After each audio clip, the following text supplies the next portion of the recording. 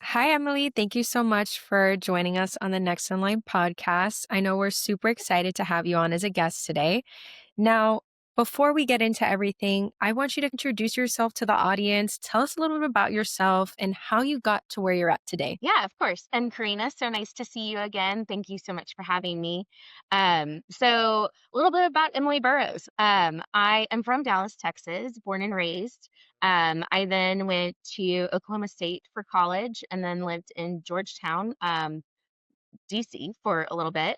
And then I came back to Dallas and I started working for a organization that managed business organizations.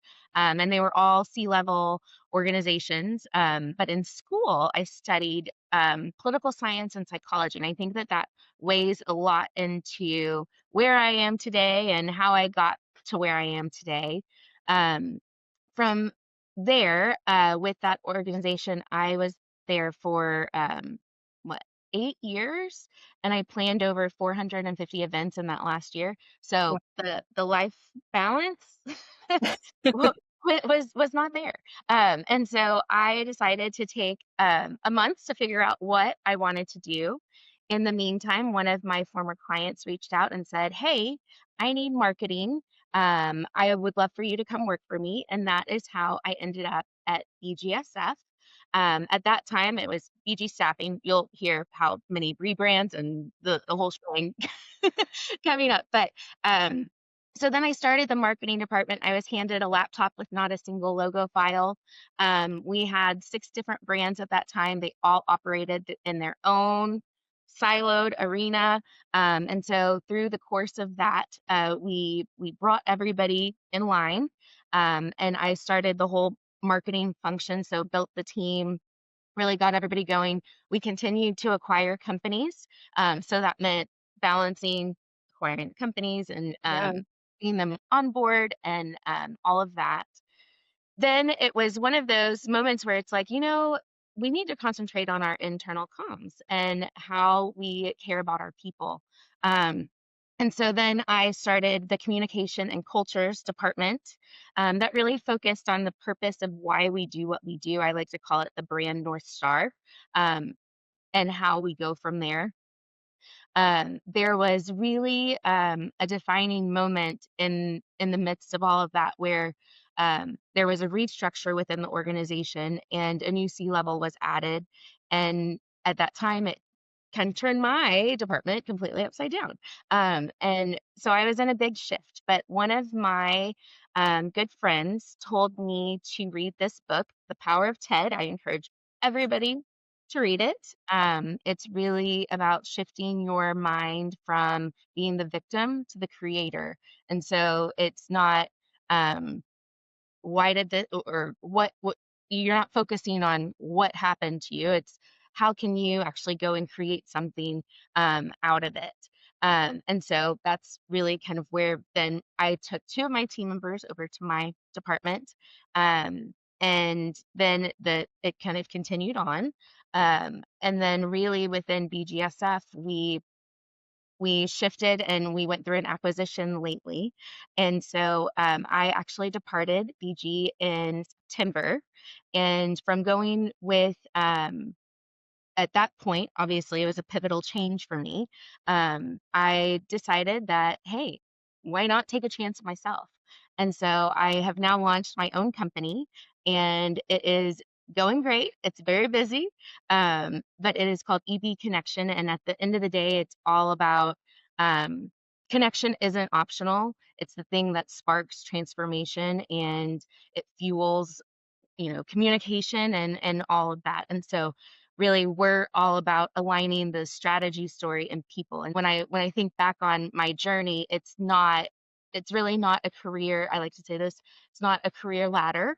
It is a career lattice. So think of like that lattice that goes in the backyard. And Absolutely. yes, some up, some, but majority of it has been up. That is amazing. And, thank you so much for sharing that with us. I know that not everyone's journey is linear, right? So, like you said, it's like a mix of things. You have evolved so much in your career, and I feel like that speaks to the type of person you are now, taking this risk and starting your own business and now entering this entrepreneurship world. And with all of that being said, I know that we had first talked about that you started working alongside many executives at a very young age. And eventually, you became one of the youngest leaders on your team. I remember you mentioning that. Now, what did you learn about leadership and confidence at that stage that still guides you now that you're starting your own business? Yeah, when I think back on where I started, and I think I said this to you whenever we were talking the first time, Yeah, um, I was 21, and I was managing organizations that were it was the world's president's organization. It was all C-levels. It was all people that lead global organizations. And so it really mattered how I showed up and how I presented myself. Um, but at the end of the day, one of the biggest things that I learned, it's really around the preparation and consistency, and then that builds the trust to then really create kind of your own personal brand, which now has enabled me to start this company. It's not really based upon, me working at the large corporation. It's, for sure. the connections and who do I know. And so, with the being the youngest person at the table, not just there, but even at BG on in the executive team, I was the youngest person at the table there as well.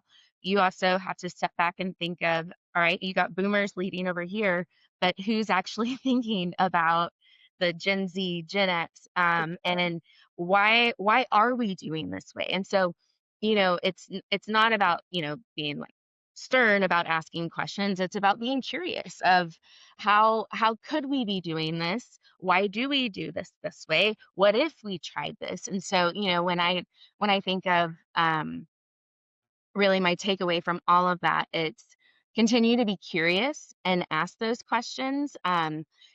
Even if you're the youngest person in the room, don't be intimidated by that, because if you're not asking questions, who is going to ask those questions? Exactly, and you're honestly, like, you're there for a reason, right? Like, you're there because of not because of age and not because of, filling in a statistic, like, you're there because you're valuable and you show up to bring a different perspective. I think that's very important now that this next gen and even Gen Z now are gonna become the leaders of the future, or even currently becoming them now, right? I feel like And that that's totally to that point, that totally changes the job market as well, and yes. how employers brand themselves. It's not just about the bottom line, it is, what is your company doing? Why am I gonna join your company if your company doesn't care about the people? And so when you put it full circle in that, um, you know, the youngest people are that they are the future of our workforce, and so how do you make sure that they stay top of mind? Exactly. You took the words right out of my mouth. That is exactly what I was gonna say because I feel like not a lot of people talk about that. Right now, it's always about, okay, I'm the decision maker. Let's say I'm a boomer in the room and this is what it is. This is what I've always known, like, for it to be. And now, like, with new perspectives and people that are, maybe even younger are bringing in a new, fresh set of eyes, ideas. Like, it, it's really changing the workforce, like you're saying, like, And through I think that's just how you described it. You can't be scared of change. If you're not changing, you're not growing. exact So it really goes back to the psychology that you carry yourself, and how are you going to be proactive, or are you going to react, in all of that? So very, very true. I'm loving it, and, another thing you mentioned was that you built the marketing department from the ground up. All I have to say is that that is amazing, so I would love to hear, what was your experience there, and how did it teach you about creating that sense of culture and aligning the brand with the people, being that, you started with no logo, a laptop, and they were like, "Hey, let's start this." yeah, the way that I like to kind of reflect on it is I look at it as a blank canvas, Yeah. and one could be terrified of this blank canvas because I will say, like, I mean, I was entering a brand new a brand new space. I had never been in staffing. I had never been in consulting, and it's like the world is my oyster. Like, okay, well, let's go. Yeah. And so building from scratch, it's well, who really are we? I kind of mentioned it before, but at that time we had six different brands. We were an acquisition company. At that time we had six different brands, six different websites, six different logos, six Whoa. different visions, six different missions, six different values. And so when you really step back and you think of an organization and how you market that organization, how are you going to market that organization if everybody's going six different ways? And so at the time, Beth Garvey was our COO. She then became our CEO. But she brought about 40 leaders together across the company, and we had a weekend where it was intense of figuring out what is our messaging going to be and how are we going to actually walk the talk and not just talk the talk. That was one of my biggest things that I said to Beth from the get-go. I'm not marketing fake stuff. I get that we have to hit the bottom line, but we have to also walk the talk. So we all came together. We built the vision, the mission, the tagline, the values, and then from there, it was really about, okay, how do you connect business to community? And that's part of the culture. Like, how do you show up to work? Like, are you actually enjoying what you're doing and you're surrounded by people that you like? Like, one of this, and I love and hate this line, "We love what we do, and so should you." No, Yep. every day I do not love what I do, but I love who I'm with, and I love Yeah. the culture and the people that I'm around. And so from there, it was really, we started introducing that it was important to be involved in the community, and so how are we gonna track that? Yep.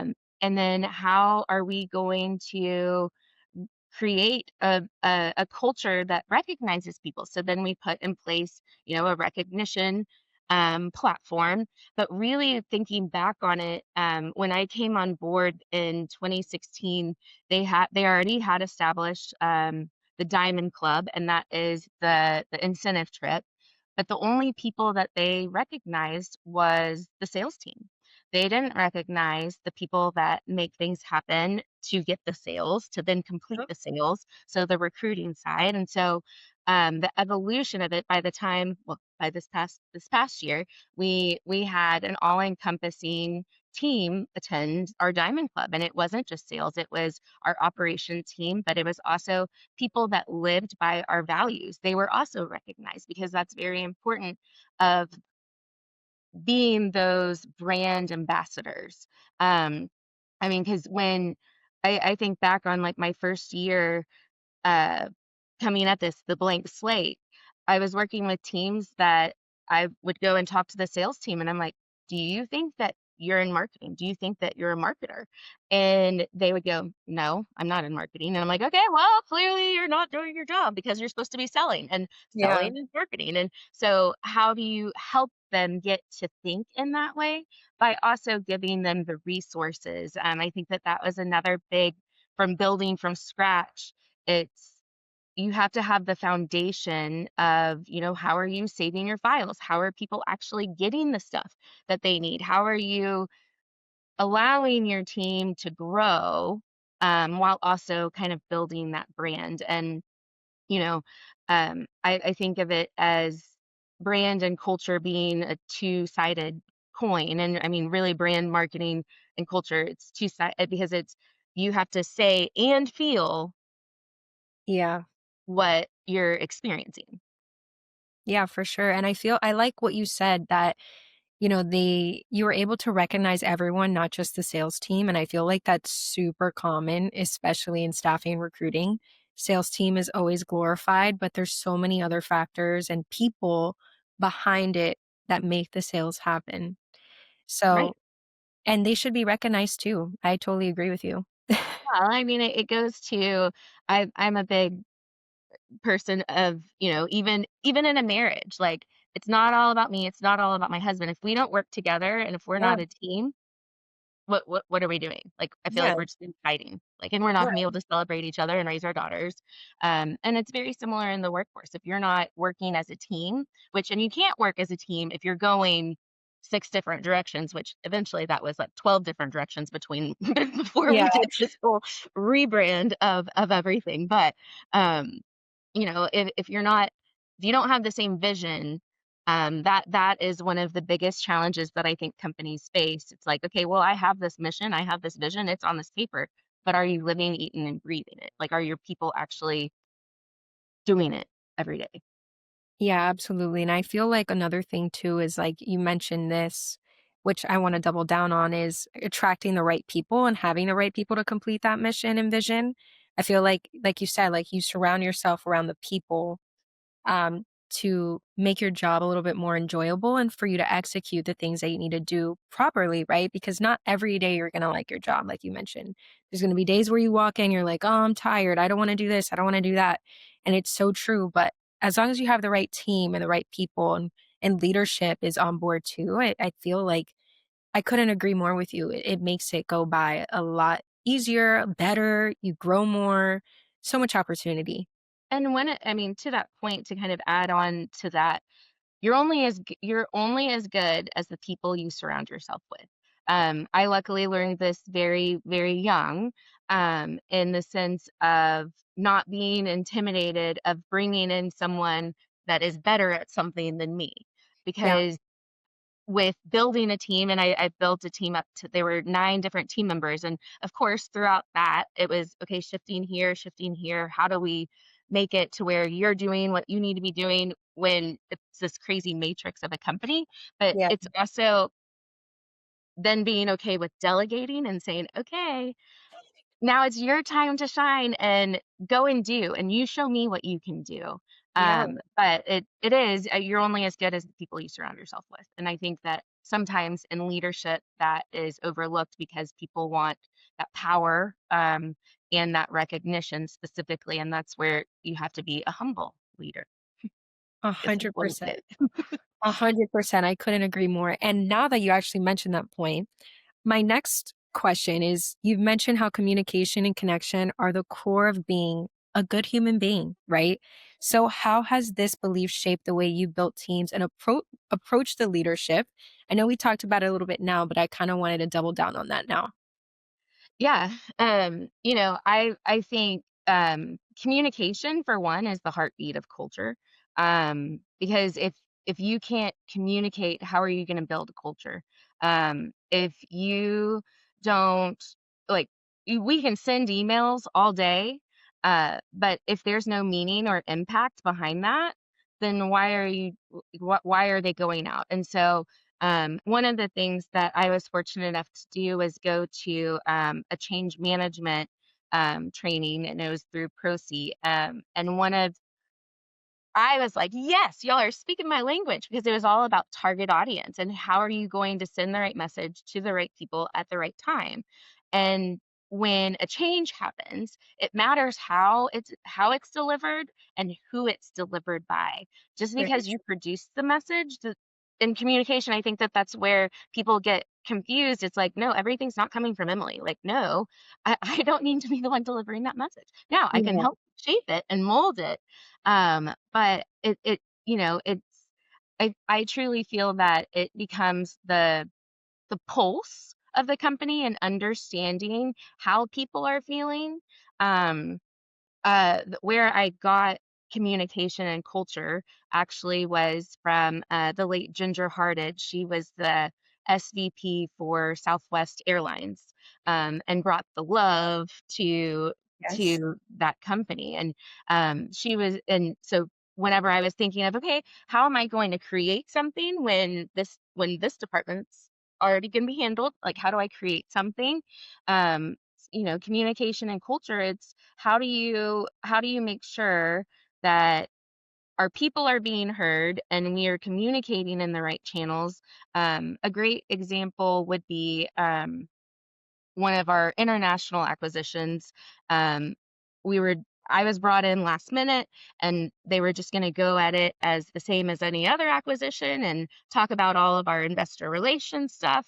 Okay, people in Colombia and India and Latin America, they don't care about that. That's not what they care about. They care about what company is acquiring us and how are we going to fit into the mold, and how are we going to bridge that. And like, I mean, that then I felt like it was my calling and my job Yeah. to be like, okay, how are we going to bridge that gap through communication? And so we changed the whole presentation and it ended up going over great. But if I think of what would have happened if we were just presenting like our IR numbers and that wouldn't have been a step in the right direction to get a team that is new to something excited about being part of a new family per se. But I don't like calling work family. So I shouldn't say that. Uh, our work is a community, because Yes. family is family. For sure, and I feel like when you mention that, it's like you're doing it in a way where you need to resonate with people even internationally to try to help them understand the culture and to not worry about, "Okay, is this gonna be taken away, or is this big shift gonna impact my role? Like, how is Right. it gonna seamlessly, kinda be bridged together," like you're saying? Because I Yeah, feel like and it's common. the I think we talked about it when we were speaking the last time, but it one of my other favorite books, it's called, Culture Mapping. I think Aaron Yes. I forgot the Erin Myers, I think is the author, but, um, I heard her speak at a conference 2 years ago, and it was the perfect timing because it was right aligned with us going international, but one of the biggest from hearing her speak and, like, her example was actually directly with Colombia and America. And so if you think of how Americans start meetings, they think of what is on the agenda, what and how are we going to do it, and they jump right into business, right? Yeah. Well, that's not the way that the rest of the world actually is. And she has this cool tool that literally shows you can plug in whatever country you're wanting to evaluate, and it will show you, okay, basically America's like over here and everybody else is over here. And the example was, someone joined a meeting and they said that my grandfather passed away, and then the the boss in America said, okay, I understand. And basically that was like the end of the conversation. And Yeah. that boss then expected that person to be at work while the other person just assumed that the boss knew that they weren't going to be there because their grandfather just died. Like, and so it's also how are you, and the word empathy I know is going to come up, but like how are you also being empathetic and understanding in the various cultures? I think of the meetings that I had with our Columbia team were they were my favorite meetings of the week, because we would start and we would talk about life, we would laugh, we would joke, we would learn about each other, and then we would get to business. And there's time to do that in America. I think it's just you have to create that safe space to be able to do that. You really do, and that's something I actually relate to a lot, because my team is international. So literally how you're saying how they're it's I mean, my meetings, I have meetings with them every day, right? Because I do a check-in, we do status updates, and they're my favorite meetings of the day because we start our mornings, like, for example, Monday morning today. How was everyone's weekend? Saw you were here. What did you do? Did you guys rest? Like, we talked about multiple things, and then we got into what we needed to do, for our Monday and for the rest of the week. There's always time if you make it, and I feel like it really shows, um, like, the empathy part that you were saying. Yeah, And and I think of, the example of, my team and building my team. I was very intentional of, we are going to end every day with your peaks and your pits. That's what I called it. yes, I You're love I that. wanna hear, and it does not have to be work related, but through that exercise, we learned that some kid was in the hospital, like, someone's kid was in the hospital. We wouldn't have Yeah, known you never unless know. someone said that that was their pit. Then we learned that, a kid graduated with, like, honors, like, and so you think of all of the human connections and those talking points, and So when my department shifted over to a new leader, well, that was dismissed. I mean, to be honest, like it wasn't seen as important Yeah. or ROI bottom line driven, Mhm. and that it was just noise.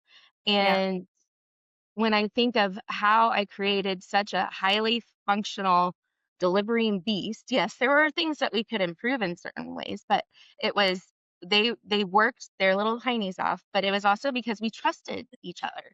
Yeah. Um, and I truly believe that it came from the peaks and the pits and the time where we actually got to know each other and spend time together. That is key, honestly, because I've realized that throughout my journey this year. I think I mentioned it to you on our session. Like this year has been, a lot of change. But I think now I've really realized that once you get to know people on your team and you make the time, the trust, they can lean on you for other things too. It just makes the work so much better, right? It does. I And mean, it's bringing humanity into the workplace. exactly. And I was gonna say, like, you genuinely care for the people that you're surrounded by every single day. That it Right, all goes back to your point, like, surrounding yourself with people that you like, okay, also that you care about too. right. That is so, so important, and I feel like it lays nicely into this next question too, because you describe empathy as your superpower at times. And what does leading with empathy look like in action? And how do you balance this with making tough decisions? Because I know that it could be difficult. Yeah. Um, you know, I look at empathy as a superpower. Some people call it a soft skill. Yeah. And that gets a bad rap because I mean soft skills, if you don't have your soft skills, how are you gonna actually do the hard skills? Like Yeah. at the end of the day. But empathy and leadership specifically to me looks like the ability to listen and not just reply. I mean, you think of how a human is like I'm sitting there in a meeting, someone says something, and I'm not listening to what their explanation is. I'm thinking about how I'm gonna reply. Yeah. And that that is not very, productive, let's say. Um, and so the simple ask of even just "How are you?" and caring can go a very long way. I think that empathy, um, gives heart in messages, and if you do it correctly, it also provides clarity. With my company that I just launched, one of my first posts that I ever made, it's bold is not loud, bold is clarity, Yeah. because when you also hear the word of bold, it's, well, that's an loud, obnoxious person, and that's not. It's how are you actually delivering something that is bold and that resonates, that connects, that communicates to the person that you're trying to get in front of. Um, I think of empathy, and I think you and I talked about it, because I do consider myself as an empathetic leader. Um, and I've also been burned because I'm an empathetic leader. And so through those experiences, how then do you protect yourself, while also being empathetic and understanding, because it, it is a balance and you have to really kind of understand people and understand your team and understand the direction of whatever it is that you're working on is going. So, with it being my superpower, I feel like I should do this. Superpower. Um, 'cause I love it. 'cause it also, what is, and I think back on how did I get to this mindset?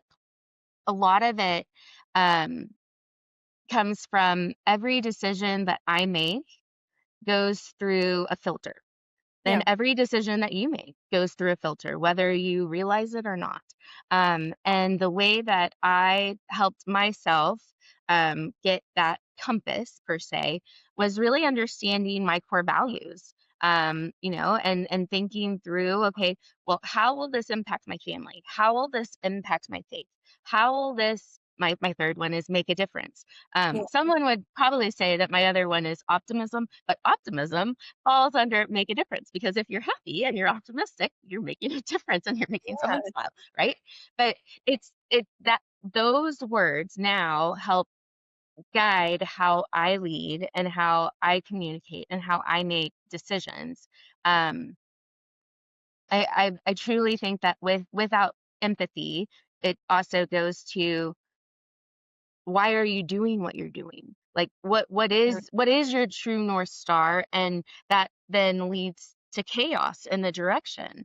And so when you think of being an empathetic leader, it's also about being transparent and making sure that your people understand the heart and the direction of what you're trying to do, then that gets everybody moving in the right direction.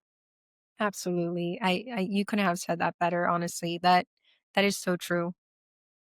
So, so true. And being that you are an empathetic leader, even through some of the stories you told me throughout our conversations, I wanted to touch upon one that you told me about, especially during COVID time. So, Mhm. you launched Brain Breaks for the parents and bringing joy to families through princesses and the superheroes through Zoom calls was something that I've never heard before. And I feel like that it's super unique and a great way to get everyone, involved.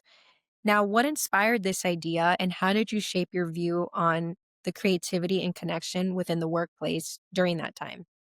Yeah, Mm. and I just go back to thinking of COVID, it's like, I mean, the whole world was turned upside down, and all of a sudden, everybody had to be working from home, and everybody had to be teaching their kids, and I mean, there were just a lot of emotions in that, right? And so where brain breaks came from, it's like, "Oh, I need a brain break. I have this two-year-old over here that I need to entertain, while I also have a brain break." Um, and, it really came from the empathy of all of our parents, but also the how do you say the word? Practicality, um, of actually trying to help your people during the day. And so the whole idea was, and I mean, luckily at the time, my I only had one. I was pregnant during COVID, and that was not fun because they didn't know what it did. And so it was like you were blocked off from the entire world. It was like I was in a little bubble. Um, but everybody was on their screen all day long. And when you think of a brain break, it's like, okay, we're going to turn this computer screen that we as the company are paying for as an entertainment center for your child. So then you can go outside and take a brain break and get some fresh air or Yeah, do whatever. Go do the laundry, go do the dishes. I like whatever the brain break is. And the fun about it, I mean, and it coming full circle, there was a company that actually Beth, one of her daughter's friends, worked for. That's kind of how we even got plugged in with them. Well, if you think of birthday parties back then, birthday parties, they couldn't have entertainment. that's They very couldn't true. bring in Yeah. the princesses and the superheroes. So this company was stagnant. Like they couldn't do anything. And so we proposed, hey, what if we had Cinderella on screen and she does singing and crafts and um, tells a story, reads a story. And what ended up being like this silly idea ended up being so impactful on so many levels because the kids of the parents that worked for us were excited about, okay, who's gonna be on the next brain break? Like, Yeah, who's yeah. gonna like, and then they would get dressed up, and then the parents could be like, here's the computer. I'm gonna, I'm gonna go off and do something. Yeah. But I mean, when you think of back to being an empathetic leader and thinking of running a company, if you're not caring about your people, that's your bottom line ROI. Like, Yep. like your people are your ROI as much as the actual bottom line revenue ROI. Because if you don't have the people, you're not going to have the revenue. Um, Exactly. and so, how do you create that safe space? And what was so cool about it, I mean, because we were all like, it wasn't just people in Dallas. Like, I mean, this was people all across the nation Wow. that Okay. would dial in, and so, I mean, that to me was just so fun. Like, That is amazing. fun is one of my other favorite words, like, because if you're not having fun, you're doing something wrong, and, a very good friend told me that a while ago, and I live by that. Because if you're not having fun, why are you doing it? Yeah, it's true. Like, why be miserable when you can be having fun all the time? So, another thing too is you launched EB Connections, which congratulations again. That is a huge, huge accomplishment. And I'm wishing you nothing but success in this new journey of yours. But with that said, I know it's centered around what you call experience bold connections. Now, what does that phrase mean to you? And how do you hope this platform helps others build more intentional human first relationships? Yeah, experience bold to me, it's showing up fully and authentically, even when it's uncomfortable. That does not mean that it's being loud. It means that it's being clear because experience bold, that you're experiencing something when you're being bold, but then you want to have that connection. And in order to have that connection, you have to be clear. And Yeah, so clarity becomes part of the heart of that. And so, what I'm excited to be doing now is partnering with, right now, I have a national client, an international client. I'm partnering with leaders and amazing. organizations to really help align their purpose. And their communication and their culture and their story, because I mean at the end of the day it all goes back to how are you going to tell the story, and how are you going to, I mean, when you think of marketing, it's how are you going to market and gain that traction. Well, what gains that traction is human connection. Yeah, And that the feels. I mean, you think of like the Super Bowl ads, and what Super Bowl ads have the most impact. It's normally the ones where you're like, oh, geez, right. why did X, Y, and Z company just do that and make me cry? Like, but Yeah, then you remember that brand. And so, you know, I I have been surrounded by very bold people my entire life, and I feel like that is a huge asset to me and a part of my foundation. And now I get to help companies that yes, you have a vision, you have what you're wanting to go towards. You just might not know how to tell the story the right way. So how do you connect all those dots? I just met with a new client last week. They're a 20-year-old client, a company, and they they want, the branding of their values on the walls, and they want all of this, and, you look at their social, and their social doesn't tell any of that story. yeah, So, how then can you take what they're actually feeling inside and bring it to life by creating a story, not just for marketing social media purposes, but also that is a recruiting mechanism. How are huge. you going to recruit not just team members, but how are you going to recruit new clients? How Yeah, are you going to bring new people in? And the same thing goes with another client that has been around for 50 years. And I mean, it's at the end of the day, business is about people and delivering things to people. But if you're not showing people, and I think that this is one of the kind of scary, touchy things these days with AI, you can get so bogged down with using stock footage and using them. Whereas why not show the faces of your people? Why not show how much fun and how it is like to be working there? You know what I mean? So I just I am very excited about being able to create boldness in other organizations and create that clarity and that connection, because at the end of the day, that will create growth. absolutely. You couldn't have said it better. And I feel like the most important thing when it comes to storytelling in the marketing space is what you're saying. Like, you know, having your audience emotionally connect with the brand. And, you know, even psychologically too, it's a psychology behind this thing. I mean, it's not just like you're saying, just doing social to be on social. Like, it's much more than that. And there's so many other factors that play into it. And I love that approach because I take the same approach. And to add to like what you were just saying though, the psychology behind it, Yeah. I've spoken at multiple high schools, for instance, about career readiness, and the one question that I get all the time is, "Okay, you don't have a marketing degree, so why do I need to go to college?" I'm like, "Well, you need to go to college because it's an experience, for one. Yeah, Now, do you have the means? Is there another way that you can approach college?" But just because I don't have a marketing degree does not mean that I don't use my degree every single day, because yeah, the one thing when I'm doing a sales training, I'm like, yo, this is psychology, because you have to get into the brains of the consumers. And if you don't understand people, then how are you going to do that? How are you going to create that messaging? And so, I think that it's also important to note, like, just because you don't have a degree in something doesn't mean you're not qualified. exactly. I always say it all the time. It's not about the degrees, it's not about the age, it's not about the amount of years on my resume. It's about what you know, and if your employer or even clients are able to trust you with that, then and you perform well, then you got it, right? It's not about any of the other factors. It's not. And even to that point, I've always said it's not what you know, it's who you know.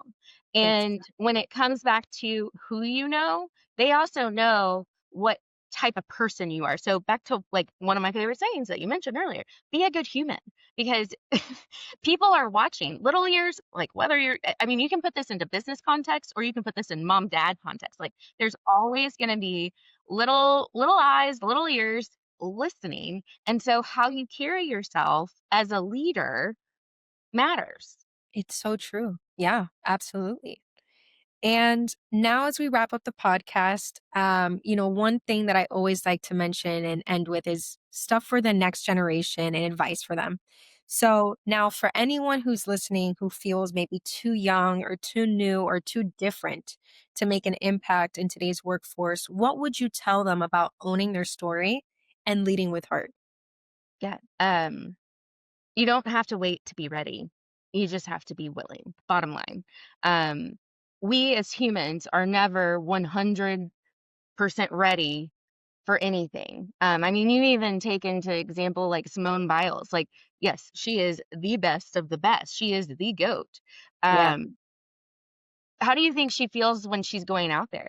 Like, yes, she's practiced and practiced and practiced, but something could happen, right? So Yeah. how are you going to react to that? And so, um, you're never too young, you're never too new, or you're never too different to try something new.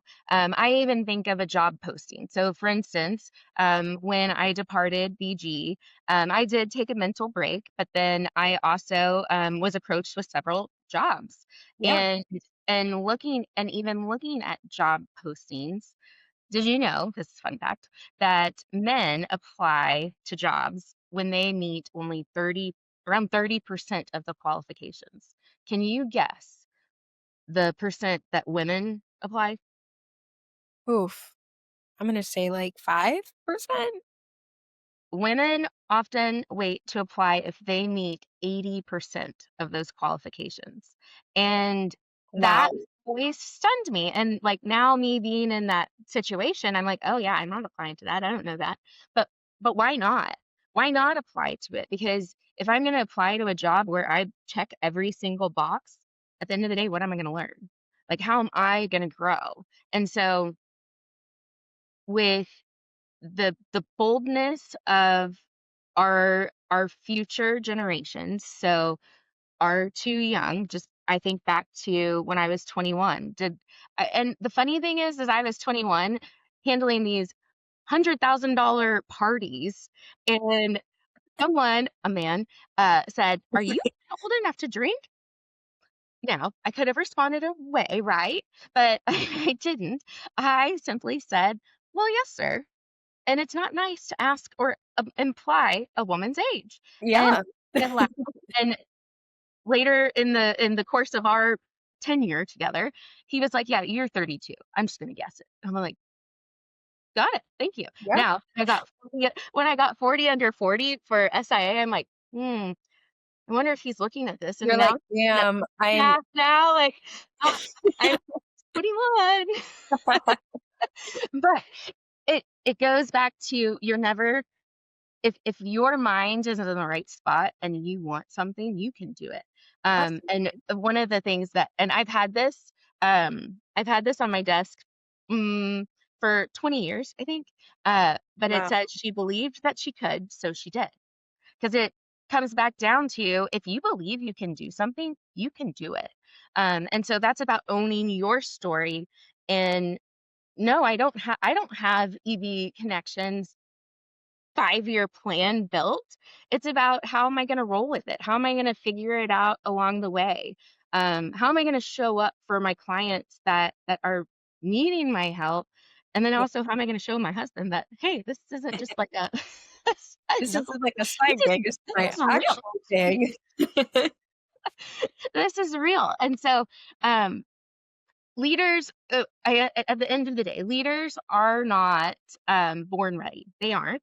They are made through connections and conversations and experiences that matter.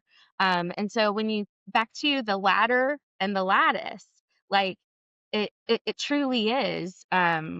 In that sense, your career path, but even just life. Like, how are you going to react? How are you going to respond? And so, I do encourage all of our young listeners to be bold and to be kind, to be a good human, but also to be you. But you have to know you in order to really be you and be kind and be bold. So I reversed it. Ex Absolutely, and, you couldn't have ended on a better note, honestly. I wanted to thank you so much for being on today's show, and, I hope, our listeners take away from all of the nice and wonderful wisdom that you just dropped on the podcast, so thank you so much, I appreciate it. Well, thank you, Karina. Thank you so much for having me. I appreciate it. And go be bold.